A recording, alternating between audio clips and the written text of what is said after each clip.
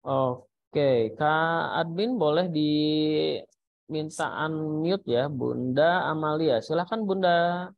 Ya, terima kasih atas kesempatannya dan terima kasih untuk kesempatan webinarnya yang akan diadakan. Saya sangat antusias sekali karena kayaknya jarang tema-tema yang mengangkat tentang sains Islam.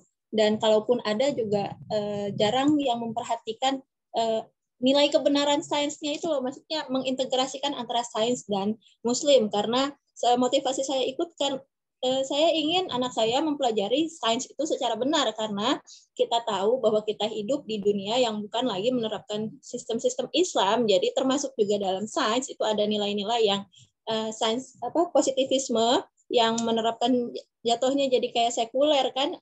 Sebagian saintis justru malah jadi ateis gitu. Nah, senang sekali kalau ada wadah yang bisa memfasilitasi orang tua untuk belajar gimana sih sains yang secara Islami, dan senang sekali tadi melihat buku-buku dari terbitan Mizan yang membahas tentang ilmuwan Muslim, bahwa membuka kembali sejarah masa lalu karena itu jarang sekali ada di sekolahan gitu. Cita-cita saya memang ingin karena saya dan suami basicnya saintis juga, kuliahnya sains, jadi sangat berharap bahwa anak kami kelak bisa juga menjadi saintis muslimah gitu, sains yang berlandaskan Islam, karena kebanyakan dunia sains itu landasannya sekulerisme dan sains itu pakainya paradigma positivisme ya, yang jadinya lebih dekat ke ateis gitu. Semoga dengan ada acara ini bisa memberi bimbingan pada orang tua gitu untuk mengajarkan sains yang sesuai dengan panduan syariat gitu. Terima kasih. Oke, terima kasih Bunda Amalia, menggugah sekali. Jadi ingin melengkapi ya putra-putrinya agar kuat di bidang agama dan kuat juga sainsnya sehingga bisa tumbuh sebagai seorang ilmuwan Muslim yang berbasiskan keislamannya yang juga kuat gitu, tidak terjebak kepada sekularisme maupun ateisme dari produk-produk sains yang dikembangkan tidak berbasiskan agama Islam. Terima kasih Bunda Amalia sudah berbagi bersama kami. Silahkan kirimkan alamat lengkap ke admin kami, ke host ya di Pelangi Mizan. Di sana nanti kami akan kirimkan paket hadiah mengenal Panca Indera. Alhamdulillah Allah ciptakan lidahku. Nah, ini juga seperti yang disampaikan Bunda Amalia tadi nih. Kita mengenal ilmu-ilmu tentang anatomi tubuh, tapi juga dikaitkan dengan nilai-nilai syukur kepada Allah Subhanahu wa taala yang sudah menciptakan kita. Jadi itu mempertemukan antara ilmu pengetahuan dengan landasan-landasan spiritual kita sebagai muslim. Terima kasih Bunda Amalia, silakan kirimkan nama dan alamat ke admin kami ya. Nanti di admin kami ada Kak Izan dan Kak Dila menggunakan akun Zoom Pelangi Mizan. Oke, ada yang mau berbagi lagi? Silakan raise hand dan buka kameranya. Kenapa nih pengen ikut acara ini dan apa sih harapannya? Nah, gitu ya. Oke, ada lagi yang ingin berbagi? Bunda Erika Imanesti, ingin berbagi bersama kita? Boleh, Kak. Oh ya, silakan Bunda Erika Imanesti, sebutkan nama dan dari mana Bunda Erika? Assalamualaikum warahmatullahi wabarakatuh. Nama saya Erika dari Kabupaten Bekasi. Kenapa kok tertarik banget sama materi webinar kali ini? Soalnya jujur sejak anak saya usia 7 bulan itu udah mulai tertarik sama dunia teknologi. Terus habis itu awalnya kami kira karena ya ayahnya kerja di perusahaan sebagai programmer, terus anak saya pengen ikut-ikutan, tapi ternyata makin ke sini ketertarikannya itu sama teknologi, sains dan lain sebagainya itu beda arah sama ayahnya. Jadi ayahnya di bagian elektro dan coding, anak saya lebih ke mesin. Padahal usianya kalau sekarang ini baru 2 tahun 3 bulan. Saya pengen tahu gimana sih caranya membersamai anak, gimana caranya mendampingi anak, di bidang sains tanpa meninggalkan apa ya, tanpa mengesampingkan ilmu agama seperti itu. Keren sekali. Putra-putrinya sudah usia berapa sekarang? Sekarang masih 2 tahun 4 bulan, cuman saat ini mainan favoritnya itu kayak kincir, terus mulai bisa ngerakit kipas rakitan yang kecil itu. Jadi benar-benar saya pribadi dari alumni orang ekonomi, nggak tahu apa-apa soal sains, jadi pengen banget tahu gimana sih caranya buat membersamai anak jadi ilmuwan di masa depan. Oke, terima kasih Bunda Erika sudah berbagi bersama kita. Oh, itu udah ketertarikan kepada bidang apa hal-hal mekanik sederhana itu bisa jadi bakat minat untuk masa depan juga loh, Bunda Erika. Iya, nantinya kan antusias kepada bidang-bidang yang berkaitan dengan mekanik gitu ya, dengan dengan fisika dan lain-lain.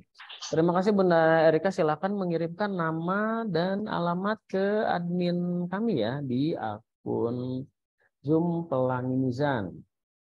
Wah, ini siapa lagi yang akan berbagi? Oke, Bunda Alfia Dewi, silahkan.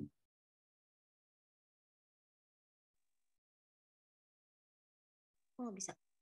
Oke, silahkan Bunda Alfia Dewi. Terima kasih. Alfia Dewi, iya. Iya. Saya Alfia Dewi dari Situ Bondo.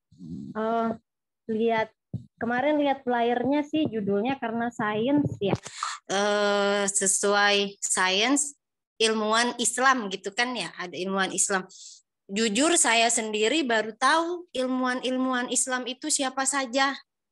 Semenjak lulus kuliah baru tahu malah. Jadi saya pengen anak saya itu lebih tahu tentang ilmuwan Islam daripada ilmuwan-ilmuwan luar. Dan juga nanti saya berharap dengan adanya buku ini bisa membuat permainan-permainan menemani anak berdasarkan dengan buku ilmuwan-ilmuwan Islam ini. Karena anak masih umur 23 bulan, jadi masih enak-enaknya main. Jadi bisa dibacain buku sambil bermain tentang ilmuwan Islam itu, penemuan-penemuannya apa saja begitu. Oke, wah ini tapi sudah memiliki produk ilmuwan Muslim, Bunda Alfia? Belum. Oh iya iya. Nanti bisa memiliki produk ini sehingga bisa diperkenalkan kepada putra-putrinya siapa saja sih ini ada 13 tokoh ilmuwan Muslim yang ada di dalam paket seri ilmuwan Muslim yang videonya tadi kita saksikan. Itu bisa menjadi inspirasi buat putra-putrinya nih karena bisa didongengin dulu nih kan ada formatnya cerita ya ada dalam format cerita betul dan buku bergambar. Nah, nanti untuk lanjutannya bisa menggali lagi informasi lebih lengkap tentang penemuannya setelah putra-putrinya di usia sekolah dasar gitu yang bacaannya mungkin sudah lebih padat lagi ya materinya. Oke, itu mungkin Bunda Alfia. Terima kasih. Silahkan kirim direct message nama dan alamat ke rekan saya di admin Pelangi Mizan ya. Oke, sebentar. Saya harus cek dulu apakah Kak Hari Utomo sudah masuk di sini. Oke, Kak Hari. Ya. Wah, Kak Hari Utomo, alhamdulillah. Sudah lancar ya, siap ya Kak Hari ya? Jelas. Oke nih. Mohon maaf jadi harus lari-lari ke luar lokasi dulu. Iya. Oke, baik ayah bunda sekalian, peserta acara kali ini di tengah-tengah kita sudah hadir Kak Hari Utomo. Kak Hari Utomo itu secara singkat saja saya perkenalkan sebagai pendiri komunitas Planet Science, yaitu kelompok belajar atau apa penyebutan yang lebih tepatnya komunitas yang bergerak di sejumlah aktivitas-aktivitas sains untuk anak-anak. Jadi sering menyelenggarakan kegiatan-kegiatan yang kaitannya dengan sains untuk anak, lalu olimpiade dan kompetisi yang berbasiskan sains. Lebih lengkapnya saya persilahkan Kak Haryotomo untuk memperkenalkan diri. Kak Haryotomo, silakan. Baik, selamat pagi. Assalamualaikum warahmatullahi wabarakatuh, Kak Fanfan dan juga ayah bunda semua. Senang sekali nih ya, pagi ini kita bisa sharing di bulan Ramadan yang suci ini. Moga-moga sharing hari ini bermanfaat buat ayah bunda semua kan gitu ya. Tadi mohon maaf karena kebetulan ada di rumah listrik mati semua, jadi akhirnya ini hijrah sebentar. Jadi ayah bunda menunggu sebentar kan gitu ya. Mohon maaf ya kan gitu ya. Baik, tadi Kang Fanfan sudah menceritakan, saya akan memperkenalkan diri. Nama saya Haryotomo. Saya saat ini alhamdulillah diberi amanah untuk menjadi direktur di Planet Science, kemudian menjadi komisaris di Bank BPR Salam, dan juga sekarang menjadi direktur di Wakaf Salman kan gitu ya. Nah, alhamdulillah hari ini senang sekali saya bisa bergabung di sini, dan alhamdulillah tadi Kak Kanvan memberikan ucapan selamat untuk saya. Kebetulan kemarin saya di wisuda di SBM ITB. Kebetulan saya mengambil MBA. Ini merupakan salah satu cara ya bagaimana tetap mempertahankan awet muda, semangat, dan juga bisa memberi contoh pada anak-anak gitu, bahwa memang belajar itu belajar, dari mulai ya, lahir sampai liang lahat. Jadi saya mencoba menerapkan beberapa hadis-hadis yang itu diberikan contoh Rasulullah kan gitu. Begitu kira-kira Kak Fanfan. Keren sekali. Kak Hari baru menyelesaikan bidang magisternya gitu, ayah bunda tuh. Semangat belajar dari sejak lahir sampai ke usia tua ya Kak Hari ya, tetap semangat untuk belajar, menggali ilmu, sehingga event-event webinar-webinar seperti ini juga salah satu media untuk kita sama-sama belajar ya Kak Hari. Ya, betul. Iya, ini kita bertemu dengan ayah-ayah bunda yang juga antusias sekali nih untuk menyaksikan segmen kita kali ini, bagaimana menginspirasi putra-putri kita agar antusias kepada bidang sains dan ilmu pengetahuan sehingga bangga menjadi ilmuwan muslim di masa depan. Oke Kak Hari, untuk mempersingkat waktu saya persilakan Kak Hari jika ada slide-slide sebagai pemancing diskusi ya. Saya persilahkan. Ayah bunda sekalian, di peserta kali ini jika ada pertanyaan silahkan dicantumkan di kolom chat, atau nanti kita akan buka sesi tanya jawab dengan open cam seperti yang tadi kita lakukan. Saya persilahkan Kak Hari. Baik, terima kasih Kak Fanfan, terima kasih ayah bunda semua ya kan gitu. Senang sekali nih bisa sharing pagi ini. Saya akan coba sharing beberapa slide ya. Dengan slide ini kita akan coba diskusikan kan gitu ya. Ayo, sudah terlihat ya? Sudah terlihat Kak Fanfan? Sudah terlihat. Silakan. Oke, terima kasih ayah bunda dan Kak Fanfan. Jadi pagi ini saya akan mencoba sharing dengan ayah bunda semua tentang bagaimana sih menjadikan anak Anda itu menjadi ilmuwan muslim masa depan.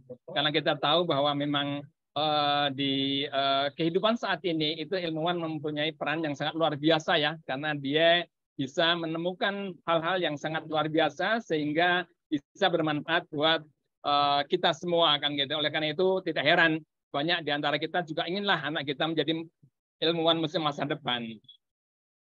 Kalau kita lihat pada di dalam perjalanan dunia Islam, kita mengenal banyak sekali ilmuwan-ilmuwan yang luar biasa yang mereka telah memberikan jasanya kepada perkembangan umat Islam di Indonesia, di dunia, di mana rentang waktunya kira-kira masa keemasannya pada tahun 800 atau 750 Masehi sampai kira-kira tahun 1200 Masehi. Jadi hampir kira-kira 500-600 tahun yang lalu umat Islam mendominasi panggung dalam ilmu pengetahuan dunia, dan juga berhasil menelurkan atau melahirkan beberapa ilmuwan besar. Di sini kita bisa melihat beberapa contoh ilmuwan besar yang mungkin saya yakin ayah bunda sangat familiar, karena saya lihat juga Pelangi Mizan juga menerbitkan beberapa buku buat anak-anak kita yang berkaitan dengan ilmuwan-ilmuwan pada masa itu. Yang pertama misalnya kita bisa sebut adalah Ibnu Sina kan itu. Ibnu Sina ini salah satu ilmuwan yang luar biasa. Beliau sangat terkenal sekali di seluruh dunia sebagai seorang yang ahli kedokteran. Bahkan beberapa buku-bukunya di antaranya tentang pendidik, tentang kesehatan, kedokteran sampai sekarang masih menjadi rujukan para dokter di seluruh dunia. Beliau termasuk peletak dasar juga ilmu kedokteran, bahkan yang menarik ayah bunda semua, itu peralatan-peralatan yang dulu diciptakan oleh Ibnu Sina pada saat beliau itu melakukan operasi dan sebagainya, itu sampai sekarang itu masih dipakai model-modelnya. Artinya itu untuk menunjukkan betapa alat-alat tersebut masih sangat bermanfaat kan gitu ya. Kemudian yang kedua kita juga bisa melihat ada Al-Biruni, di mana beliau itu sangat terkenal dalam bidang astronomi, kemudian juga penentuan waktu dan sebagainya, geografi, geologi. Kemudian ada Al-Khawarizmi yang berhubungan dengan ilmu pengetahuan matematika dan sebagainya. Artinya dunia Islam berhasil melahirkan beberapa ilmuwan besar pada zaman itu. Tetapi semenjak tahun 1200-an ternyata para ilmuwan itu sumbangannya mengalami penurunan yang luar biasa karena waktu itu mungkin berhubungan dengan kondisi katakanlah negara masyarakat Muslim yang mengalami penurunan juga sehingga akhirnya kontribusi kaum Muslim kemudian berkurang sampai saat ini kita bisa melihat memang di banyak negara Muslim kontribusinya memang tidak maksimal kan gitu. Tentu itu menjadi keprihatinan kita semua ya. Artinya bagaimana sebuah katakanlah masyarakat Muslim pada saat itu sudah bisa memberikan kontribusi selama 500 tahun di dalam bidang keilmuan, tapi kemudian dengan berjalannya waktu mengalami penurunan.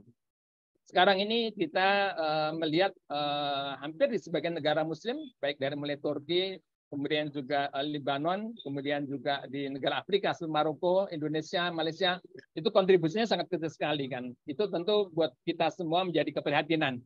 Kita punya keinginan bagaimana ke depan ini kontribusi semakin meningkat kan gitu ya.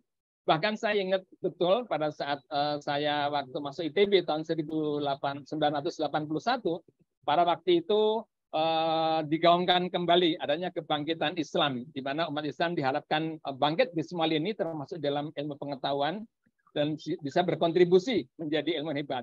Tetapi setelah kita tunggu sampai tahun sekarang ini, kira-kira sudah 44 tahun, tetap ternyata juga belum mengalami pertumbuhan yang signifikan. Oleh karena itu, kita semua berharap semoga apa-apa yang kita lakukan hari ini bisa melahirkan kembali zaman keemasan umat Islam terutama dalam bidang ilmu pengetahuan.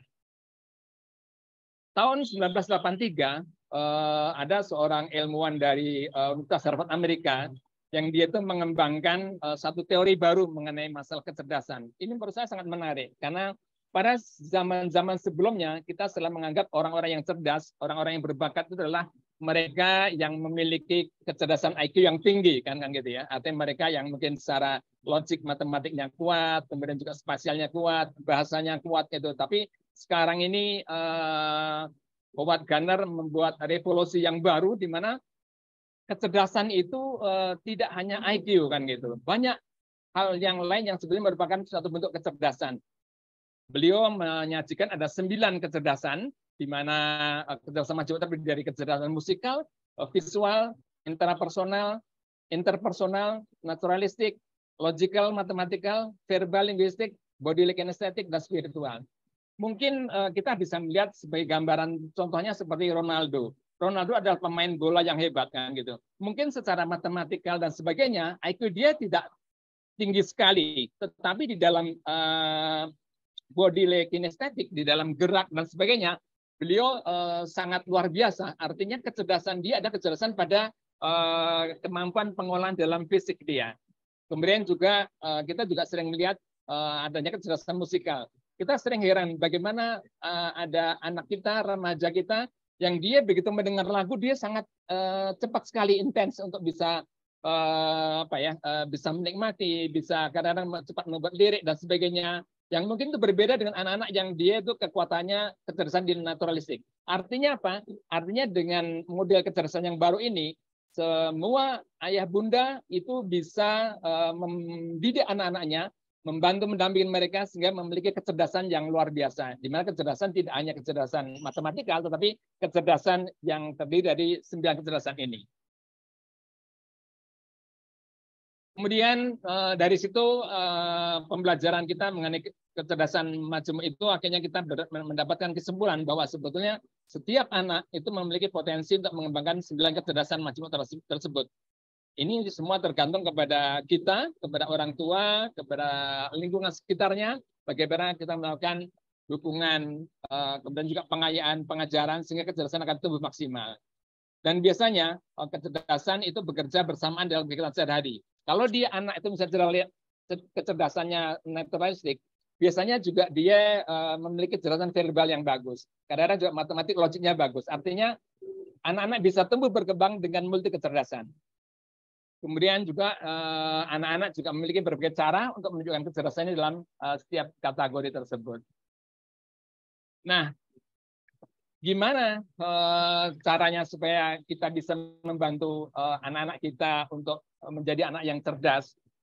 Kita lihat bahwa di Indonesia ini ada kira-kira 5 stakeholder yang memang sangat berpengaruh di dalam pengembangan kecerdasan anak dan juga pengembangan bakat-bakat mereka.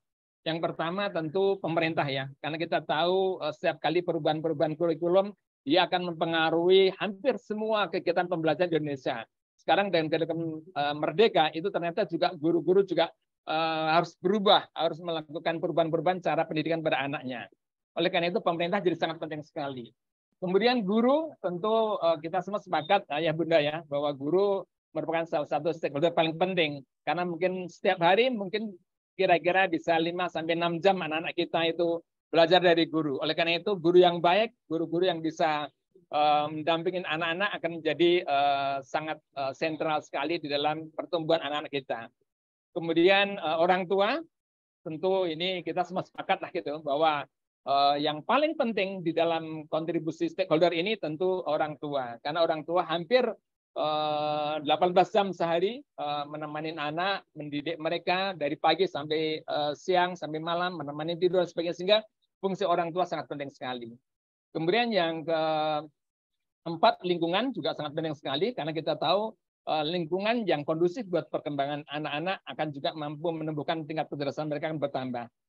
Lingkungan seperti katakanlah teman-teman pergaulan, kemudian juga lembaga-lembaga seperti Planet Science, kemudian Pelangi Mizan, ini juga akan membantu anak-anak untuk tumbuh lebih cerdas, lebih hebat.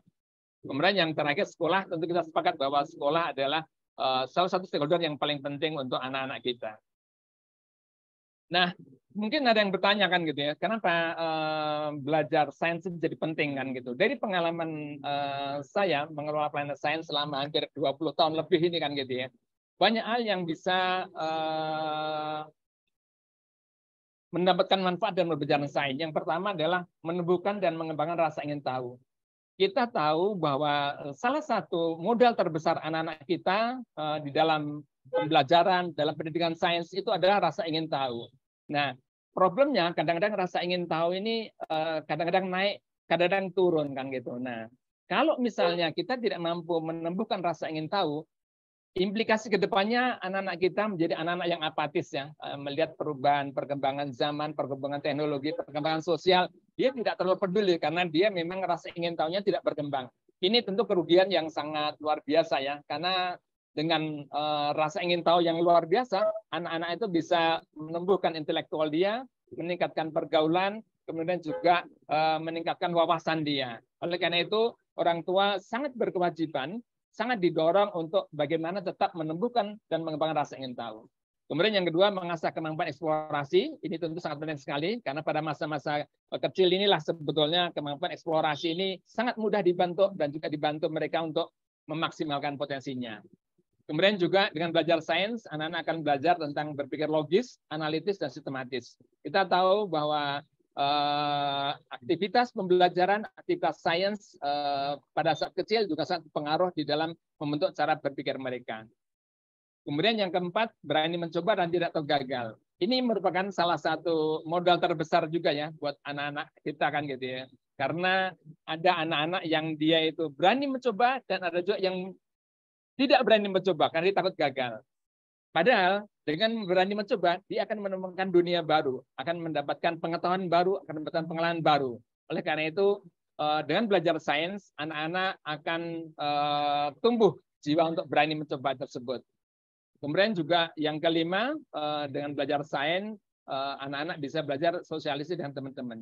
Saya pernah lihat ya beberapa anak-anak yang dia memiliki katakanlah kemampuan di dalam aktivitas sains yang tinggi. Biasanya anak-anak tersebut tumbuh percaya diri. Saya ingat pada saat Lebaran beberapa tahun yang lalu ada orang tua yang dia khusus datang ke Planet Science karena anaknya itu ingin belajar tentang roket air kan gitu. Dan betul begitu kita ajar roket air, anak pulang dengan senang dan mereka kemudian bermain roket air di kampungnya di mana mengajak saudara-saudaranya dan teman-temannya. Artinya ini adalah salah satu manfaat belajar sains yaitu meningkatkan kemampuan bersosialisasi dengan temannya. Kemudian yang keenam, dengan mempelajari sains kita mengajarkan anak kita adalah mengenal dan memahami kebesaran Allah melalui ciptaannya. Ini adalah satu fase yang paling kritikal ya, di mana kita berusaha untuk sejak dini anak-anak kita ajak memahami beberapa catatan Allah di sekitar kita, adanya tumbuhan, adanya binatang, yang semuanya itu diciptakan Allah untuk menunjukkan betapa Allah sangat luar biasa, di mana di bumi ini disediakan banyak sekali makhluk-makhluk yang disitulah manusia itu akan belajar dan berinteraksi. Kemudian untuk tips Bapak Ibu sekalian, bagaimana caranya bisa mengajarkan anak sains yang menarik dan benar. Yang pertama tentu Bapak Ibu harus menjadi teman belajar anak ya, karena kita tahu bahwa dengan ditemanin orang tua biasanya anak-anak akan lebih sabar, lebih lama bisa belajar, kemudian juga bisa menjadi tempat untuk bertanya kan gitu. Kita tahu kadang-kadang di kota-kota besar seperti Jakarta itu tidak mudah ya mendapatkan waktu kebersamaan dengan anak kan gitu. Oleh karena itu orang tua harus berpikir keras bagaimana dengan waktu-waktu yang sangat terbatas tetap anak-anak merasa bahwa orang tua menjadi teman belajar yang sangat menyenangkan. Kemudian yang kedua, sediakan waktu untuk anak bereksplorasi. Kita tahu bahwa pada masa-masa usia balita, masa-masa usia di bawah sekolah ya, pada saat SD, itu adalah masa-masa di mana anak-anak sangat intens sekali melakukan eksplorasi terhadap lingkungan sekitarnya. Di sini orang tua harus memberikan kesempatan kepada mereka untuk melakukan eksplorasi. Kita tahu kadang-kadang di Jakarta, kota-kota besar banyak sekali orang tua yang menganggap eksplorasi alam sekitar itu tidak penting, sehingga mereka anak-anak dijejalin dengan kursus yang bermacam-macam yang sangat padat, yang kadang-kadang anak-anak kelelahan untuk dia melakukan eksplorasi alam sekitar. Nah itu kadang-kadang juga membuat anak-anak tidak bisa berkembang psikologinya secara maksimal. Kemudian yang ketiga, beri penghargaan dan pujian. Kita tahu bahwa di dalam eksplorasi sains, eksplorasi lingkungan sekitar, tidak selalu anak-anak itu katakanlah benar di dalam melakukannya atau kadang-kadang salah, kadang-kadang tidak maksimal kan gitu ya. Orang tua harus selalu berpikir positif lah bahwa ini adalah proses yang harus dilakukan oleh anak supaya dia tumbuh menjadi pribadi-pribadi yang mapan ke depannya. Kemudian yang keempat, jadikan buku sebagai sahabat. Ini tentu semua sudah paham ya bahwa dengan buku itu anak-anak akan membuka jendela dunia ilmu pengetahuan, di mana dari situlah nanti anak-anak akan belajar banyak hal yang mungkin tidak hanya di sekolah atau di rumah, tetapi juga bisa melihat perkembangan-perkembangan di seluruh dunia. Kemudian yang kelima, menciptakan lingkungan yang menarik. Itu barangkali juga bisa menjadi salah satu tips buat orang tua bagaimana dari sisi lingkungan, baik di dalam kamarnya, di dalam rumahnya, itu diberikan banyak sekali fasilitas mensupport orang tua sehingga anak-anak bisa mengeksplorasi sains dengan lebih maksimal. Nah, kemudian dari mana nih kira-kira atau di mana anak-anak bisa mencoba mengembangkan kesenangan pada sains ini sehingga mereka bisa sangat menikmati. Pengalaman saya menunjukkan bahwa lingkungan sekitar kita, baik di rumah, di kebun, dan di halaman itu bisa menjadi wahana tempat mereka mengeksplorasi sains kan gitu ya. Apakah mungkin tidak punya kebun luas, tetapi pada prinsipnya semua yang ada di sekitar kita bisa menjadi wahana untuk pembelajaran. anak-anak bisa kita ajak untuk menanam tanaman-tanaman, kemudian berkebun, kemudian menanam buah dan sebagainya, menyiram. Artinya itu adalah budaya-budaya yang sangat bagus sekali, di mana nanti dari situ pertanyaan-pertanyaan anak-anak akan sering muncul kan itu ya, yang berhubungan dengan kenapa tanaman bisa tumbuh besar, kenapa daunnya kecil, ada daunnya merahnya. Itu nanti akan memacu anak-anak untuk menumbuhkan pertanyaan. Kemudian yang kedua itu memanfaatkan dapur untuk laboratorium. Berdasarkan apa yang pernah saya lakukan juga. Jadi dapur ini sebenarnya menurut saya satu tempat yang sangat sangat banyak sekali yang sebenarnya bisa dikembangkan dengan bermain sains. Sebagai contoh misalnya ayah bunda ya, dengan telur aja kan gitu ya banyak. Dengan telur aja ini kita bisa melakukan percobaan yang cukup banyak kan gitu. Yang pertama misalnya kita bisa mengajak mereka bagaimana dengan telur dan masukkan dalam air, bisa juga untuk melihat apakah ada yang telur yang mengambang, ada yang telur juga tenggelam, ada juga telur yang melayang-layang. Ini bisa jadi satu permainan sains yang menarik. Kemudian yang kedua dengan telur juga pengalaman saya, kita bisa mengajak kepada mereka untuk mengetes kekuatan telur. Saya selalu dengan anak-anak SD, anak SMP, SMA, kita ajak anak-anak untuk memecahkan telur dengan diremas, itu tidak pernah ada yang berhasil kan gitu. Padahal kalau melihat secara fisik kan telur gampang sekali pecahnya kan, tapi ternyata hampir tidak ada anak-anak sampai SD kelas 6 yang bisa memecahkan telur dengan diremas. Artinya apa? Artinya Allah menciptakan suatu kulit yang sangat luar biasa, di mana kita pecahkan tidak bisa karena memang cukup kuat strukturnya, tetapi bagaimana mungkin anak ayam yang baru menetas dia bisa memecahkan telur tersebut dan bisa keluar. Ini tentu bisa menjadi sebuah cerita yang menarik. Kemudian juga dengan telur kita juga bisa bermain berhubungan dengan merubah warna kulit telur yang tadinya misalnya bintik-bintik seperti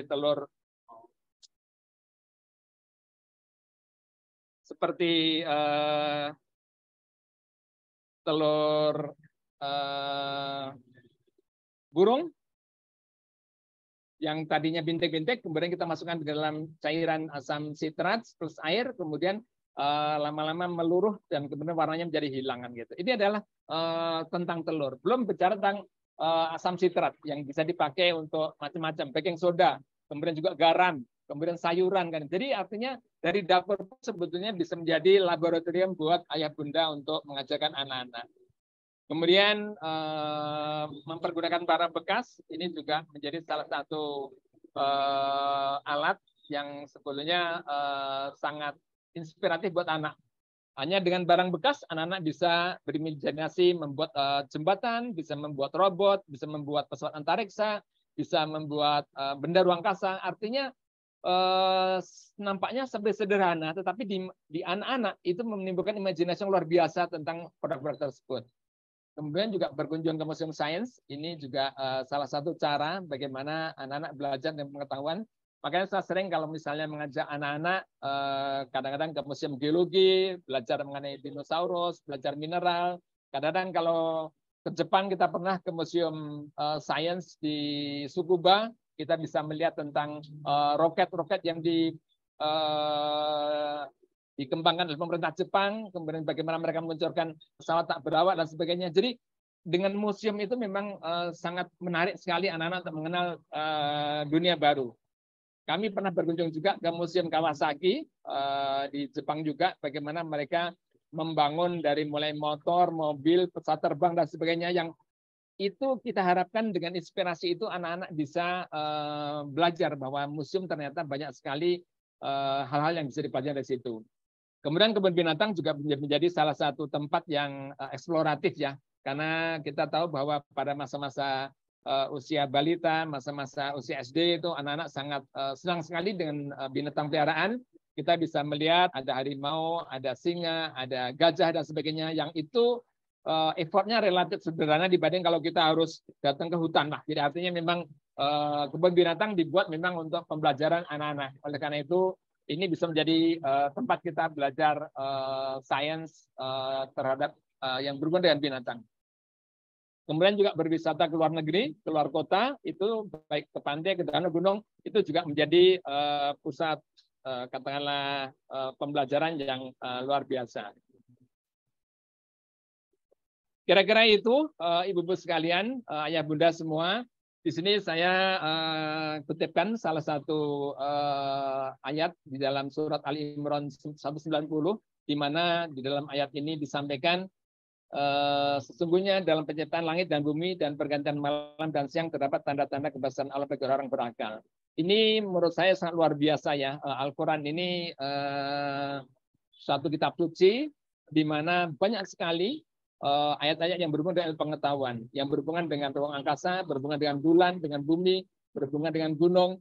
Bahkan ayat-ayatnya itu ada 750 ayat. Jauh lebih banyak dengan ayat-ayat yang berhubungan dengan ibadah dan syariah. Para peneliti menyampaikan bahwa ayat yang berhubungan dengan ibadah syariah itu mungkin hanya 150. Tetapi kita melihat bahwa di dalam kehidupan ini, hampir sebagian besar waktu para ulama itu habis untuk melakukan penjelasan, penjabaran, juga studi mengenai yang berhubungan dengan akidah syariah dan sebagainya. Tetapi yang berhubungan dengan ayat ilmu pengetahuan itu sangat sedikit sekali. Oleh karena itu, salah satu tugas ayah bunda semuanya adalah bagaimana sejak dini kita mengenalkan tentang ciptaan Allah, tentang fenomena-fenomena di alam semesta, di bumi ini kepada anak kita, sehingga diharapkan ke depan mereka menjadi anak-anak yang di samping soleh, juga mereka menjadi ilmuwan masa depan yang nanti akan bisa mengangkat martabat umat Islam di seluruh dunia. Saya kira dari saya itu pengantar untuk diskusi. Saya harapkan nanti kita bisa lanjut menjadi sesi untuk pertanyaan-pertanyaan. Demikian Kak Van. Terima kasih. Assalamualaikum warahmatullahi wabarakatuh. Waalaikumsalam. Wah, menarik sekali Kak Hari pemaparannya tadi. Ini sudah ada 3 yang mengajukan pertanyaan sebentar. Oh, 4 malah. Saya urut dulu dari yang semoga yang pertama Raisen ya. Nanti boleh di-unmute. Bunda Melina Fajriani, saya beri kesempatan pertama. Mbak Melina silahkan untuk menyampaikan pertanyaannya singkat dan ringkas dan memperkenalkan diri dulu. Silakan Bunda Melina Fajriani.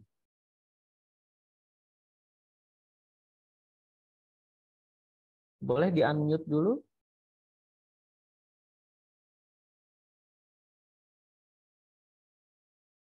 Oke, Bunda Melina, jika tidak bisa kita ke penanya selanjutnya, Bunda Ulfatul Rohmah. Silakan Bunda Ulfatul Rohmah. Ya, halo, Assalamualaikum. Apakah Waalaikumsalam. Waalaikumsalam. Ya, apakah suaranya sudah terdengar jelas nih, Pak? Sudah, Bunda. Iya, siap. Terima kasih nih, Pak.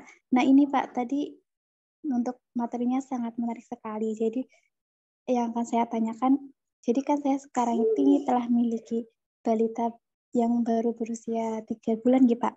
Nah, saya ini ingin coba menerapkan ilmu-ilmu terkait dari ilmu yang ada kaitannya sama ilmuwan ini ya Pak. Nah, sedangkan kalau untuk balita kan kita belum tahu ekspernya tuh ke arah yang mana gitu ya Pak.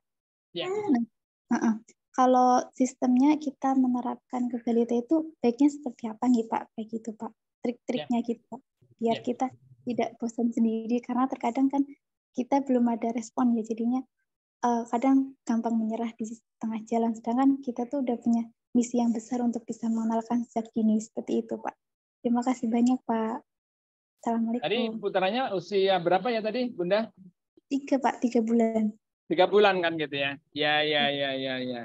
Jadi kalau usia 3 bulan tuh memang bayangan kita barangkali seakan-akan anak-anak masih belum bisa dalam tanda petik belajar tentang lingkungan sekitarnya. Tapi saya sangat yakin sebetulnya anak-anak itu dia sangat cerdas, sangat mengetahui pada saat kita berbicara dengan dia, tetapi mungkin belum bisa berekspresi kan gitu ya. Oleh karena itu saya mengajak kepada ayah bunda untuk yang misalnya ya seperti membacakan katakanlah buku-buku atau cerita-cerita pendek sekali atau diajak berbicara ya terhadap anak-anak kan gitu sehingga nanti dia akan memberikan ekspresi yang luar biasa ya kan gitu walaupun mungkin tidak bisa bicara ya tapi saya sangat yakin mereka akan merekam semua apa yang kita sampaikan kan gitu ya makanya kadang-kadang bahkan ada juga para ilmuwan yang menyampaikan bahwa pada saat anak-anak masih di dalam kandungan saja itu minta juga dibacakan ayat-ayat Al-Quran kemudian juga diputarkan musik-musik yang bagus yang menarik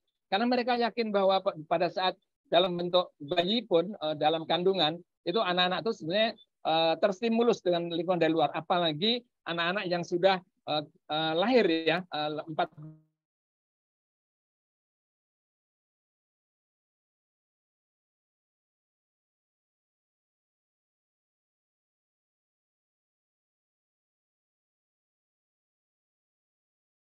Oke, Kak Haris.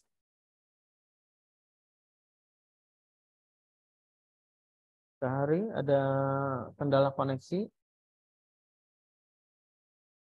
Oke, kelihatannya ada kendala koneksi di Kak Hari Utomo.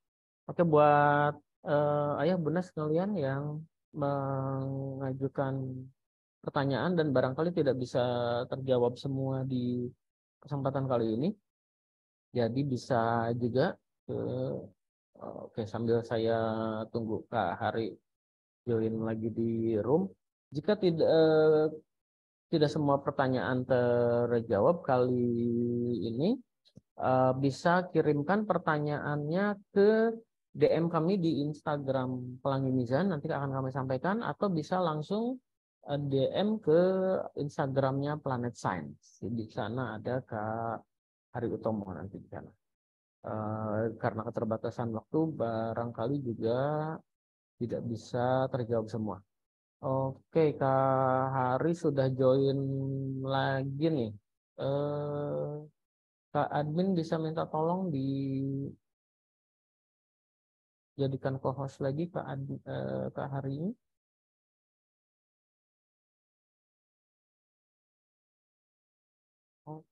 Oke.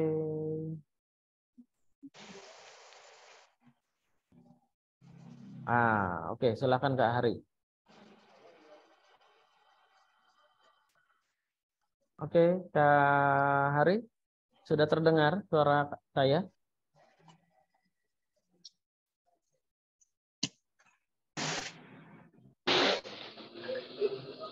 Oh, Kak Hari terdengar suara saya? Ya, kedengaran. Mohon maaf ini tadi di sini listriknya mati juga kan gitu ya. Oh, oke. Ya, ini pertanyaan tadi yang tentang untuk putra balita ya. Kita lanjut ke pertanyaan selanjutnya Kak Hari ya. Ya. Oke. Pertanyaan selanjutnya Bunda Gina Fitria, silahkan. Ya. Assalamualaikum warahmatullahi wabarakatuh. Waalaikumsalam warahmatullahi wabarakatuh, Bunda Gina. Ya, perkenalkan saya Gina. Ini saya mau bertanya. Saya ini kan udah punya 1 paket buku seri Ilmuwan Muslim. Kebetulan anak saya itu yang usia 2 tahun, dia tuh suka banget baca bukunya. Cuman dari 13 buku itu dia paling sering minta dibacain itu yang tentang Ibnu Al-Baitar, itu tentang ahli tumbuhan dan obat. Ya. Nah, terus saya kan lagi tinggal sama orang tua. Kebetulan adik saya tuh yang usia SD, kelas 5 SD, dia itu seneng banget kayak bikin prakarya-prakarya tuh, kayak bikin mainan-mainan dari pensil, dari kardus, nah yang kayak gitu. Nah terus anak saya ini jadi nimbrung nih ikut sama omnya gitu, pengen ngikutan omnya gitu. Sedangkan kan usia dia itu masih belum bisa di tahap itu, karena kan omnya itu kalau bikin prakarya itu kan pakai lilin yang dicairin, lilin tembak. Nah ya kayak gitu-gitu. Jadi tuh saya bingung mau ngarahin sains untuk dia tuh kayak gimana gitu. Sedangkan dia senangnya ikut-ikut omnya. Dan buku yang sering dia baca itu kan tentang tumbuhan dan obat. Biasanya suka saya ajak jalan pagi gitu kan. Ini tumbuhan itu. Tapi dianya jadi kayak lebih tertarik ngikutin omnya gitu. Itu baiknya gimana ya Pak?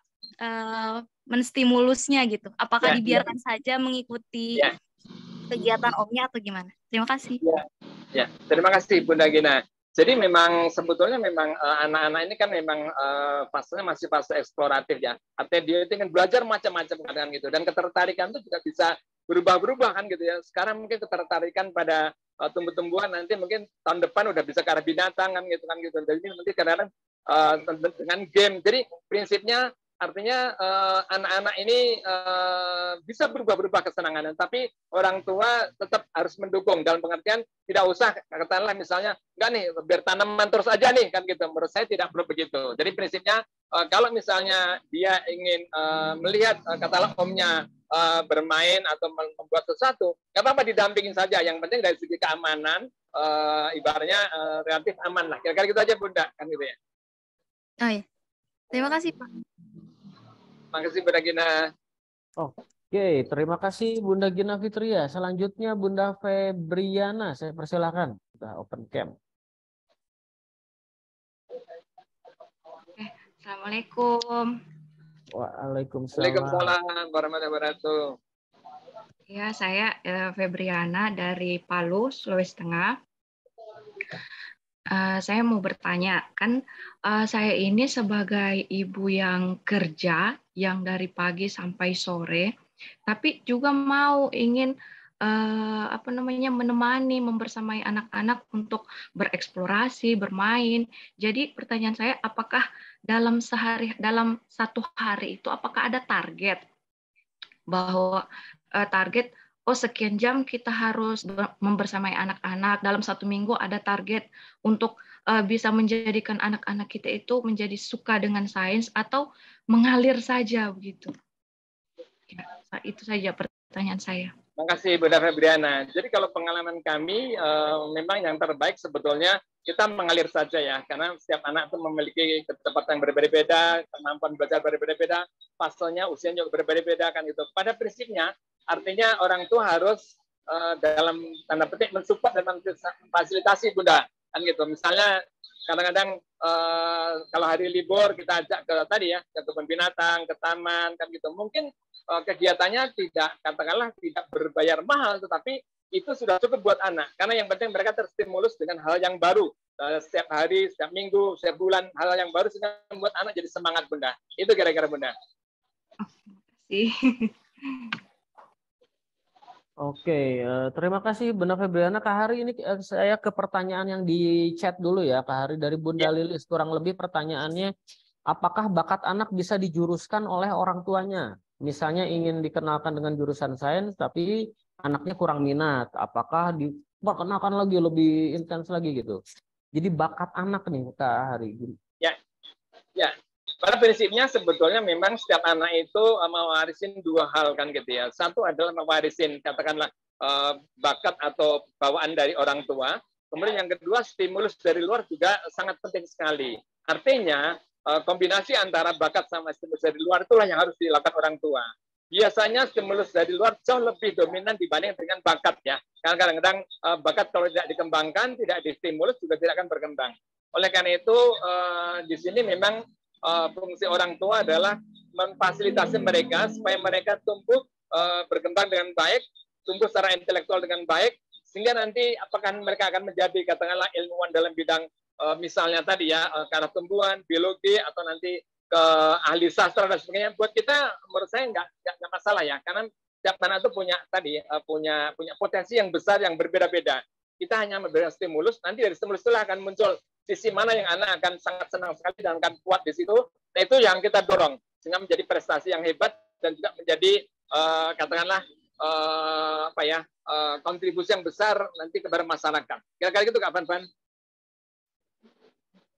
Oke, terima kasih Kak Hari. Tadi pertanyaan kurang lebih tentang bakat dan minat. Saya kembali lagi ke yang sudah mengacukan tangan nih. Bunda Ellen, silahkan saya beri kesempatan.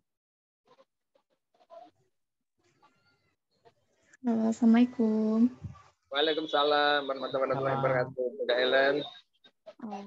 Maaf Pak, mau tanya, kan anak saya tuh udah punya buku seri ilmuwan muslim. Nah, tiap hari itu sudah dibacakan. Dia itu lebih tertarik ke buat eksplor hal baru gitu, yang dia dapat dari buku kayak, oh aku udah tahu ini bulan, ini siang, ini malam. Nah, untuk lebih bisa tahu potensinya dia, bakatnya dia itu kita kayak apa ya, harus bikin mainan kayak gimana gitu yang menyangkut sains, ada agamanya juga, biar bakatnya dia itu semakin muncul gitu. Taunya itu gimana ya Pak? Ya, terima kasih Bunda. Jadi memang di dalam pembelajaran itu ada dua. Yang pertama adalah yang berhubungan dengan pengetahuan, seperti kita membacakan buku, kita berbicara dengan anak dan sebagainya kan gitu. Tetapi ada juga yang dalam bentuk aktivitas eksperimen, maksudnya aktivitas fisik di lingkungan ya. Apakah tadi melakukan kegiatan bersama, misalnya katakanlah ke kebun, kemudian juga mungkin belajar tentang binatang dan sebagainya kan gitu. Jadi itu nanti akan saling melengkapi Bunda kan gitu. Nah, kita kadang-kadang tidak tahu apakah anak tadi katakanlah misalnya nanti akan terus menekunin atau menyenangin saya atau tidak, tetapi prinsipnya semua sisi-sisi potensi anak yang tadi saya sampaikan 8 kecerdasan itu coba dieksplorasi Bunda, karena nanti dari situ Bunda akan bisa lihat setiap hari, oh ternyata anak saya itu ternyata dengan musik malah jauh lebih berkembang ya, artinya kecintaan dia pada musik dan sebagainya kan gitu, sehingga nanti kita jadi makin tahu dari 8 kecerdasan itu di sisi mana yang mereka paling dominan, kemudian di bawahnya apalagi, nah itu yang kita kembangkan, kayak gitu Bunda.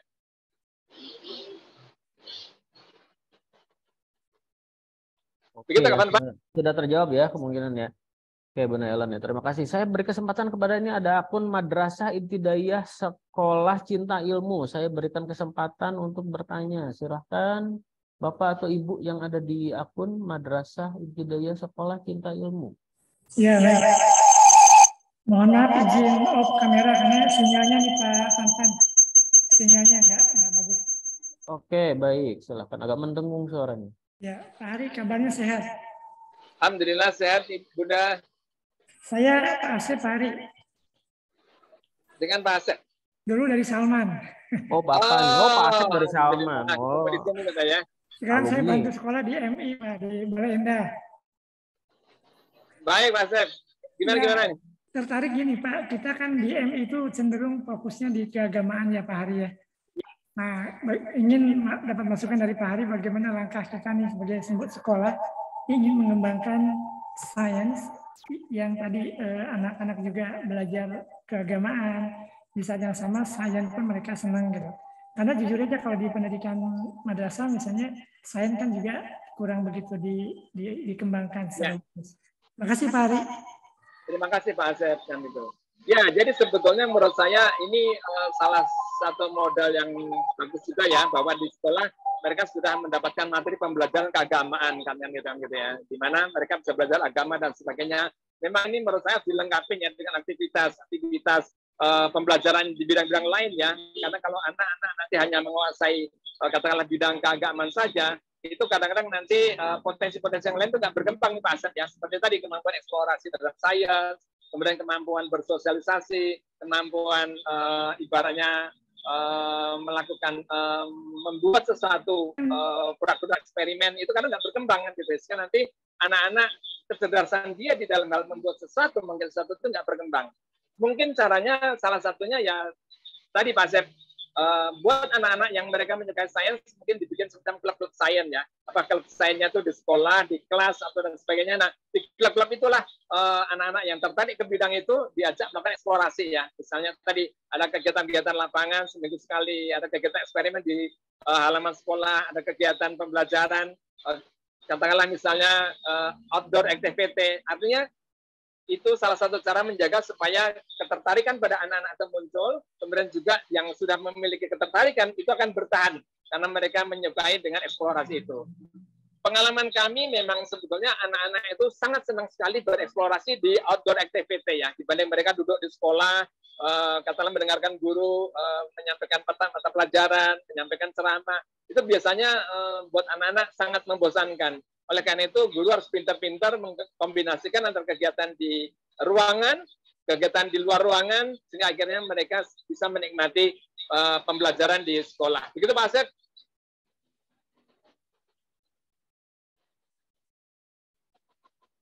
Oke ya Pak Asep, semoga menjawab ini.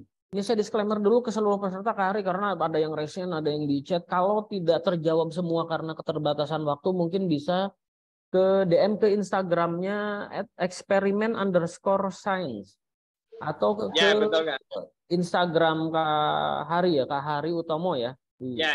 Planet Science semuanya. Ya, Planet Science atau ke Kak Hari Utomo di Instagram juga ada. Ini barangkali tidak terjawab semua nih. Nanti saya diomelin. Wah, ini pertanyaan banyak banget nih Kak Ari. Oke, saya berikan kesempatan nih para bunda dan ibu bunda nih ya.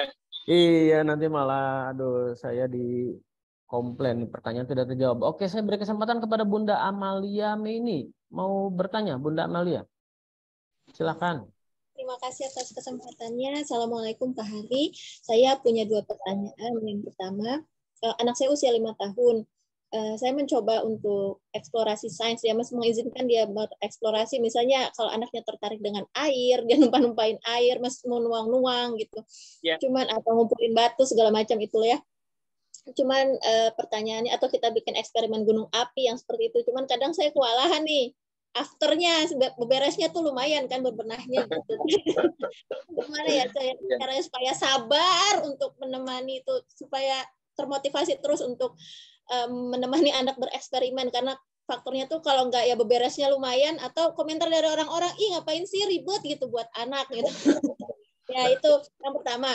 Yang kedua, ini pengalaman saya pribadi. Jadi saya apa ya, kalau sekolah dulu di sekolah juga ada guru-guru yang oknum mungkin yang memberikan pengajaran yang tidak sesuai dengan sains atau malah bertentangan. Misalnya, jangan deh belajar evolusi, nanti dibilang manusia dari monyet, padahal Charles Darwin nggak pernah kan ngomong kayak gitu. Betul. Ya kan, Charles Darwin nggak pernah ngomong kayak gitu. Jadi itu sangat menurut saya itu red flag banget gitu kan. Tapi karena saya juga tinggal di daerah ya, saya rasanya udah survei sekolah-sekolah, rasanya masih banyak yang berpikiran kayak gitu. Jadi saya takut untuk masukin anak ke sekolah tuh gimana nih kalau ada yang pengetahuan dari gurunya nanti yang konflik dengan pengetahuan sains yang benar gitu. Saya harus gimana? Saat ini anak saya belum sekolah. Terima kasih. Baik, Bunda Amalia yang memiliki putra berusia 5 tahun ya kan gitu ya. Jadi yang pertama tadi berhubungan dengan apa ya tadi ya? Tentang ini memotivasi untuk sabar dan motivasi supaya karena beres-beresnya itu kan. Ya betul. Jadi memang ini ya maksudnya memang anak-anak kreatif itu kadang-kadang memang tadi ya dalam penting memang tidak mudah di dalam manajemennya. Maksud saya kadang-kadang mereka selesai bermain sains belajar ya udah tinggal aja kan gitu. Jadi kadang-kadang orang tuanya beresin kan gitu. Tapi bunda-bunda sekalian ya. Jadi sebetulnya kita juga pelan-pelan bisa mengajak anak-anak ya kan gitu pada saat mau bereksperimen itu juga semua peralatan-peralatan ditaruh di satu tempat kayak box gitu ya, sehingga nanti anak-anak lebih mudah memberesinya dan selesai kegiatan juga bisa lebih mudah kan gitu. Artinya mereka kita ajak pada saat pertama kali memulai juga kita ajak mereka dengan rapi ya, dan pengertian peralatan-peralatannya disusun rapi gitu. Nanti pada saat nanti selesai, mereka kita ajak juga untuk merapikan juga gitu Bunda. Artinya prinsipnya itu, kan gitu ya. Walaupun mungkin pada saat hari itu anak-anak masih belum mendengar, tapi nggak apa-apa. Bunda nggak usah merasa, wah ini jadi saya sendiri nih yang beresin kan gitu. Tapi nggak apa-apa. Jadi prinsipnya yang penting kita harus selalu karena anak-anak nanti setelah selesai eksperimen kita beresin ya sama-sama ya ini kan gitu. Mungkin belum terlalu bisa, tapi nanti pada saat usia 6 tahun, 7 tahun dia akan semakin paham lah gitu bahwa setiap kali kita melakukan kegiatan satu eksperimen kita harus mulai merapikan dari awal, kemudian selesai juga rapi, kemudian juga nanti biar nanti apa Bunda juga harus bisa menjelaskan dengan benar ya, supaya nanti pada saat kita melakukan eksperimen tidak ada barang yang tercecer ya. Karena kadang-kadang nanti kalau banyak peralatan permainan tercecer, akhirnya kita nggak bisa bereksperimen. Nah artinya penjelasan secara logis itu penting buat anak gitu. Walaupun sekarang belum bisa memahami, belum bisa mengikuti, tetapi yakinlah bahwa mereka itu tahu dan mereka mendengarkan gitu. Hanya memang perlu waktu untuk sampai tahap di mana anak-anak bisa mencerna dengan lebih baik. Memang saya harus membereskan mainan. Kemudian yang kedua, kalau bunda-bunda itu merasa takutlah capek ya untuk mendampingin anak-anaknya, saya ingat kemarin di dalam sebuah pengajian ada sebuah hadis yang menyatakan bahwa sesungguhnya Allah itu sangat senang dengan orang yang kecapean. Kecapean apa? Kecapean mendidik anak, kecapean untuk belajar mereka tentang sains, tentang agama dan sebagainya. Artinya memang capek gitu, tapi insya Allah nanti hasilnya tidak akan mengecewakan. Mungkin pada usia 12 tahun, 13 tahun akan mulai terlihat anak-anak kita lebih cerdas, lebih senang, lebih gesit, keterampilan sosialnya tinggi, komunikasinya bagus.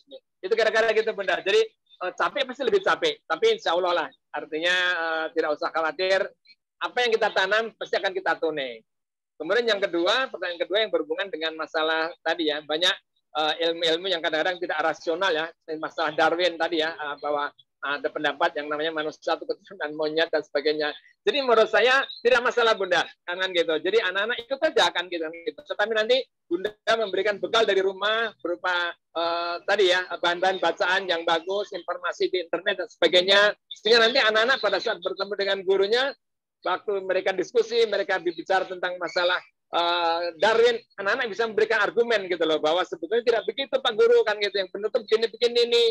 Artinya itu penting juga buat mereka untuk berargumentasi ya, karena memang tidak selalu di masyarakat kita itu pendapatnya semua sama ya. Jadi adanya mungkin guru-guru yang pendapatnya masih katakanlah belakang ya, artinya karena dia mungkin ekspos pengetahuannya kurang. Jadi yang penting di keluarga kita bangun prinsip-prinsip yang benar tentang belajar, tentang pemanfaatan buku, internet untuk sumber ilmu, sehingga nanti pada saat tidak sepakat, anak-anak bisa berargumen kepada guru bahwa menurut data yang dimiliki itu sebetulnya manusia itu bukan berasal dari monet karena begini begitu begini. Nah, jadi itu bagus juga gitu Bunda. Kira-kira gitu Bunda Amalia dan juga Kak Fanfan. Ya, jazakallah khair Kak Hari. Terima kasih Bunda. Terima kasih Bunda Amalia. Ini jika pertanyaannya masih ada dan Bunda tidak terjawab, silakan untuk menghubungi Instagram Planet Science atau Kak Hari Utomo atau direct message kami pelangi_Mizan. Nanti kami akan menyampaikan pertanyaannya kepada pihak Planet Science. Nah, ini untuk tadi disampaikan pendampingan tentang produk bacaan ya Kak Hari. Ini jangan lewatkan nih Ayah Bunda sekalian. Memang Ayah Bunda harus memiliki bacaan bersama nih bersama putra-putrinya. Nah, ini adalah produk ilmuwan muslim. Sedikit message nih Kak Hari bahwa kami sudah mengemas ulang paket ilmuwan muslim. Kak Hari juga sudah membaca beberapa jilid dari paket ini. Ya, betul. Ya, didapatkan dengan harga khusus Ramadan. Nah, ini karena sedang Ramadan nih, biar Ayah Bunda bersemangat untuk tolabul ilmi, mengajarkan anak-anaknya untuk antusias terhadap sains tapi berlandaskan ilmu-ilmu agama. Ini dari harga reguler 1.562.500 dengan harga khusus Ramadan 1.172.000. Jadi silakan menghubungi book advisor-nya masing-masing. Book advisor kami di Mandira yang tersebar di seluruh Indonesia, atau silakan hubungi customer service kami. Ini juga ada produk sains juga nih Kak Hari dan Ayah Bunda sekalian. Ada produk dari Korea namanya Confident in Science. Ini adalah mengajarkan sains melalui cerita-cerita. Jadi dibawakan dengan pembukaannya ada storytellingnya dulu. Jadi berbicara tentang perubahan zat gitu, dia storytelling dulu nih, ada apa kisah tentang perubahan zat, lalu belajar tentang bakteri, ada storytelling dulu nih, ada raja yang suka rakus makannya sampai perutnya masuk virus dan bakteri karena tidak menjaga kebersihan tubuh. Lalu kemudian ada data-data di belakangnya. Itu dibawakan dengan bahasa yang cukup nyaman untuk dinikmati anak-anak, sehingga anak-anak jadi antusias belajar sains melalui cerita. Lalu ada paket How and Why, ini untuk bacaan lanjutan usia 10 tahun ke atas karena sudah berisi data-data teknis, topik-topik yang dibahas di sains. Itu untuk informasi bahan bacaan yang tersedia, yang diterbitkan oleh Pelangi Mizan, Ayah Bunda sekalian, dan Kak Hari. Semoga ini juga bisa membantu Ayah Bunda untuk memiliki referensi ya, untuk membaca bersama putra-putrinya. Oke Kak Hari, kelihatannya sebentar lagi kita sudah berada di penghujung acara. Kak Hari, sebagai penutup apa nih kegiatan-kegiatan yang disarankan kepada Ayah Bunda nih di bulan Ramadan ini? Ya, jadi kayak mungkin yang pertama saya sebelum menutup ini menyampaikan ke Ayah Bunda, saya sebenarnya kalau melihat Ayah Bunda ini saya merasa apa ya, merasa pengen punya anak lagi juga gitu. Maksud saya artinya karena memang kita makin tahu ilmunya ternyata memang luar biasa kan gitu. Jadi kesempatan Ayah Bunda itu kesempatan sekarang inilah, pada saat anak-anak berusia 1 tahun, 2 tahun, 3 tahun, 5 tahun, insya Allah dengan penanaman yang terbaik dan juga berdasarkan ilmu yang kita miliki menjadi anak-anak yang hebat. Alhamdulillah anak saya yang pertama ini lulus dari ITB juga, dari teknik kimia. Kemudian yang kedua ngambil master di Jepang, nanti ada lulus dan sekarang tinggal di Jepang, kerja di Jepang. Kemudian anak saya yang ketiga ini lulus dari teknik penerbangan di ITB, dan sekarang lagi mau sekolah ke Jerman. Yang ketiga lagi mau masuk perguruan tinggi. Itu sama. Dulu pada saat saya waktu keluarga masih kecil-kecil gitu ya, kita memang investasi banyak untuk anak-anak ya. Tadi dari mulai buku-buku kita belikan, kemudian juga pembelajaran sains kita, datang kemana kita ajak ke kebun binatang. Artinya kita tahu memang itu tidak murah kan gitu. Tapi saya sangat yakin bahwa investasi buat anak-anak itu selalu akan terbayar menjadi sesuatu yang lebih baik kan gitu ya. Oleh karena itu untuk ayah bunda jangan khawatir soal rezeki, karena pengalaman saya nanti nggak kita belikan buku pun dia dibelikan yang lain juga kayak itu, jadi beli kursi, beli meja gitu. Tapi saya yakin investasi buat anak itu investasi terbaik kan gitu. Dia tidak akan pernah mengecewakan hasilnya. Oleh karena itu sekali lagi untuk ayah dan bunda, moga-moga budaya yang sekarang sudah ditanamkan untuk mencintai buku-buku untuk anak-anak kita tetap dilanjutkan. Insya Allah dari situ nanti akan melahirkan anak-anak kita yang lebih hebat daripada kita. Kemudian yang kedua, kalau Planet Science sendiri kegiatannya sekarang banyak sekali yang terutama berhubungan dengan science. Jadi ada kegiatan Islamic Science Camp, ini terutama memang untuk anak-anak usia SD kan gitu ya, di mana mereka menginap 2 hari 1 malam, mereka akan eksplorasi tentang aktivitas sains berhubungan dengan penjernihan air, berhubungan dengan air terjun, kemudian juga nanti ada kegiatan-kegiatan lihat susur sungai dan sebagainya. Artinya kita ingin mengajak anak-anak bereksplorasi sains pada bulan Ramadan dengan lingkungan yang selama ini mungkin jarang didapatkan. Kemudian juga kita ada kelas sains buat anak-anak yang balita ya, 3 tahun 4 tahun, di mana mereka pertemuannya kadang-kadang di Taman Ganesha ITB. Di situ ruangannya outdoor-nya bagus, aman dan sebagainya, sehingga anak-anak bisa bereksplorasi sains dan belajar dengan teman-temannya itu dalam suasana nyaman. Kira-kira itu Kak Fanfan. Jadi sekali lagi buat ayah bunda, sukses selalu dalam didik anak. Jangan lupa anak adalah amanah Allah, dan oleh karena itu harus kita rawat yang terbaik menurut yang kita mampu. Assalamualaikum warahmatullahi wabarakatuh. Waalaikumsalam. Terima kasih Kak Hari Utomo dan ayah bunda sekalian, mencerahkan sekali diskusi dan pertanyaannya tadi banyak banget. Mohon maaf sekali kepada ayah bunda yang pertanyaannya tidak sempat kami jawab karena keterbatasan waktu. Jadi silahkan DM kami di Instagram pelangi_mizan atau ke Planet Science di planet_experiment_science. Itu akunnya Planet Science. Dan tadi tentang kegiatan-kegiatannya juga bisa dilihat. Tadi ada camp juga untuk Islamic Camp. Silahkan lihat informasinya ada di akun Pelangi Mizan juga. Silahkan bisa menghubungi admin kami jika ada informasi lebih lanjut. Kak Hari Utomo, terima kasih. Semoga sukses dengan kegiatannya di Planet Science. Ayah bunda sekalian yang memanfaatkan, yang sudah meluangkan waktunya, terima kasih juga telah hadir di acara ini. Semoga kegiatan dan apa yang kita diskusikan tadi bermanfaat dan memberi dampak kepada ayah bunda dalam pendidikan untuk putra-putrinya. Saya Fanfan Darmawan dari Marketing Komunikasi Pelangi Mizan mengakhiri acara ini. Dan Kak Hari Utomo dari Planet Science, kami undur diri, ayah bunda sekalian. Kita tutup acaranya. Wassalamualaikum warahmatullahi wabarakatuh. Waalaikumsalam. Kak Hari, terima kasih. Bunda semua. Terima kasih Kak Hari. Ya. Kita ketemu lagi dalam kesempatan ya. Ayo, assalamualaikum warahmatullahi wabarakatuh. Halo, terima kasih.